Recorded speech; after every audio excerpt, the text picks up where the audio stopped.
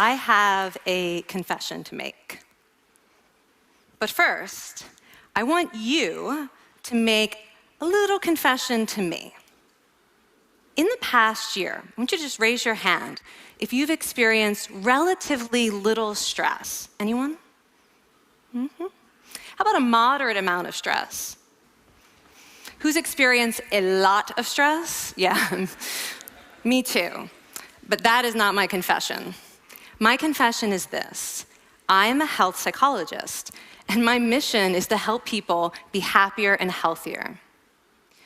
But I fear that something I've been teaching for the last 10 years is doing more harm than good, and it has to do with stress. For years, I've been telling people stress makes you sick. It increases the risk of everything from the common cold to cardiovascular disease. Basically, I've turned stress into the enemy. But I've changed my mind about stress. And today, I want to change yours. Let me start with the study that made me rethink my whole approach to stress. This study tracked 30,000 adults in the United States for 8 years. And they started by asking people, how much stress have you experienced in the last year? They also asked, do you believe that stress is harmful for your health? And then they used public death records to find out who died. Okay, some bad news first. People who experienced a lot of stress in the previous year had a 43% increased risk of dying. But that was only true for the people who also believed that stress is harmful for your health. People who experienced a lot of stress but did not view stress as harmful were no more likely to die. In fact, they had the lowest risk of dying of anyone in the study, including people who had relatively little stress. Now, the researchers estimated that over the 8 years they were tracking deaths, 182,000 Americans died prematurely, not from stress, but from the belief that stress is bad for you. That is over 20,000 deaths a year. Now, if that estimate is correct, that would make believing stress is bad for you the 15th largest cause of death in the United States last year, killing more people than skin cancer, HIV, AIDS, and homicide. You can see why this study freaked me out. Here I've been spending so much energy telling people stress is bad for your health.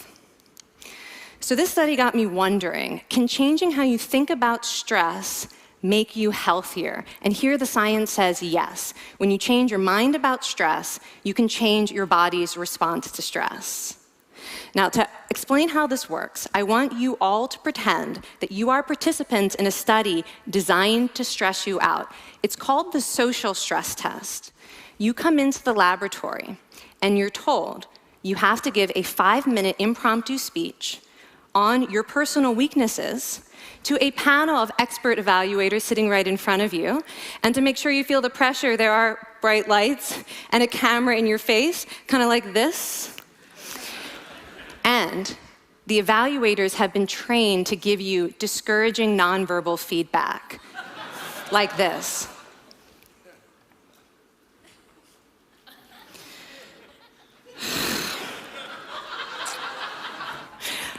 Now that you're sufficiently demoralized, time for part 2, a math test. And unbeknownst to you, the experimenter has been trained to harass you during it. Now, we're gonna all do this together. It's gonna be fun, for me. Okay.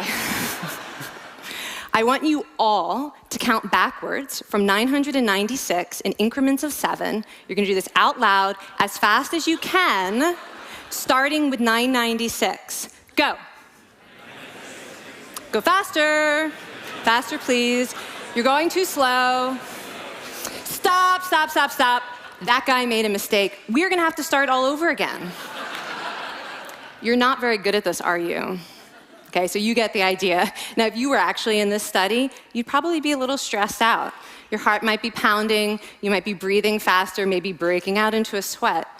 And normally, we interpret these physical changes as anxiety or signs that we aren't coping very well with the pressure. But what if you viewed them instead as signs that your body was energized, was preparing you to meet this challenge? Now, that is exactly what participants were told in a study conducted at Harvard University. Before they went through the social stress test, they were taught to rethink their stress response as helpful. That pounding heart is preparing you for action. If you're breathing faster, it's no problem. It's getting more oxygen to your brain. And participants who learned to view the stress response as helpful for their performance, well, they were less stressed out, less anxious, more confident. But the most fascinating finding to me was how their physical stress response changed. Now, in a typical stress response, your heart rate goes up and your blood vessels constrict like this. And this is one of the reasons that chronic stress is sometimes associated with cardiovascular disease. It's not really healthy to be in this state all the time. But in the study, when participants viewed their stress response as helpful, their blood vessels stayed relaxed like this. Their heart was still pounding, but this is a much healthier cardiovascular profile. It actually looks a lot like what happens in moments of joy and courage. Over a lifetime of stressful experiences, this one biological change could be the difference between a stress-induced heart attack at age 50 and living well into your 90s.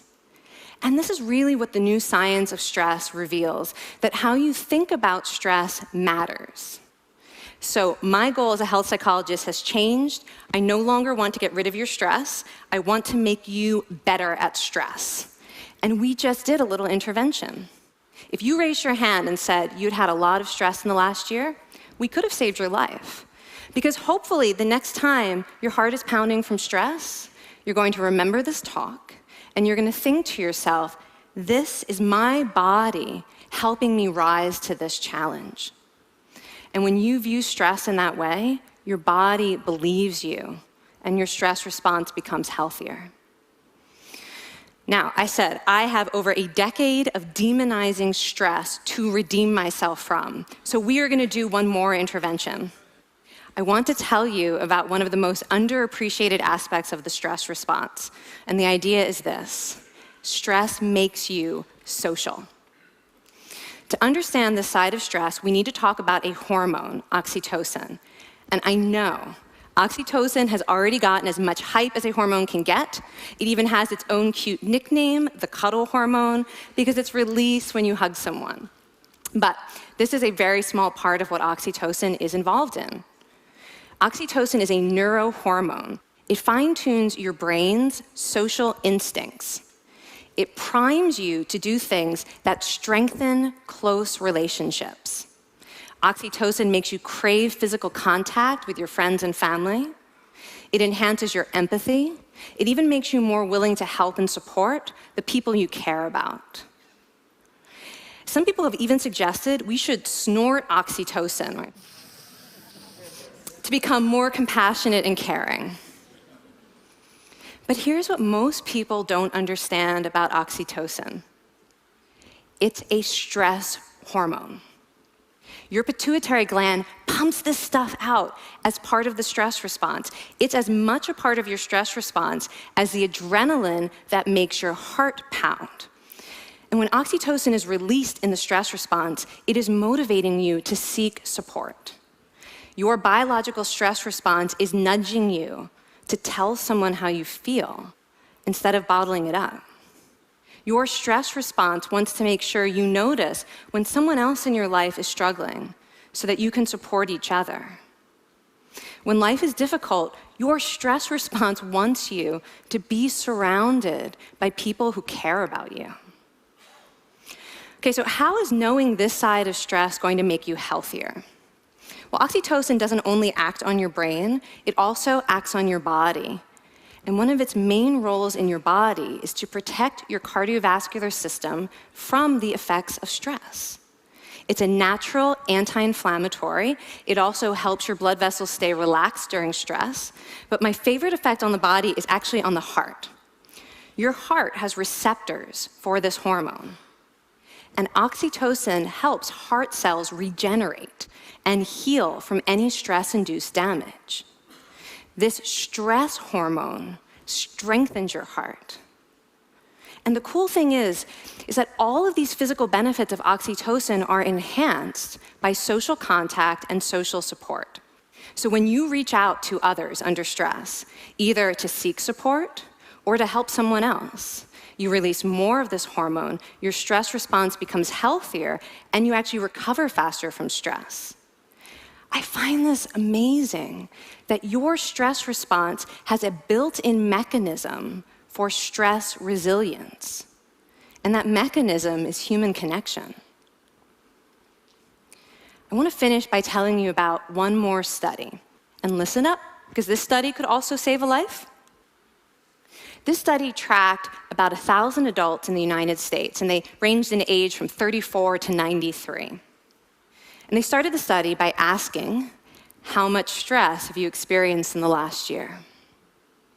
They also asked, how much time have you spent helping out friends, neighbors, people in your community?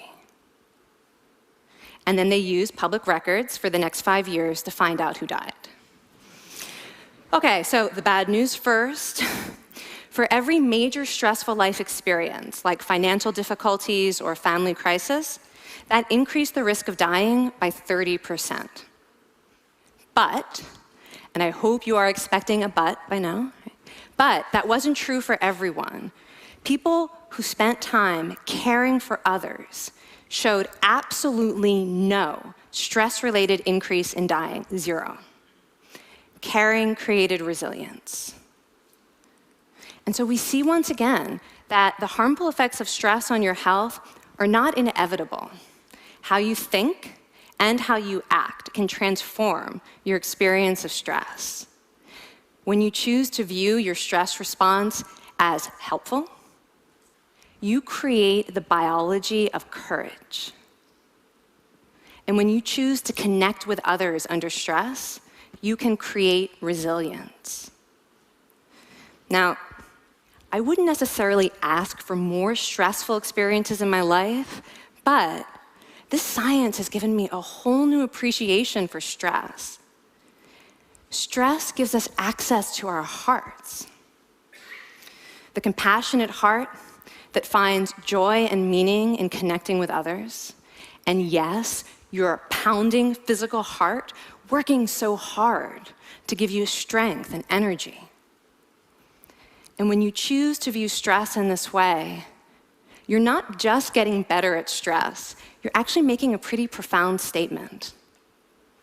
You're saying that you can trust yourself to handle life's challenges. And you're remembering that you don't have to face them alone. Thank you. Thank you.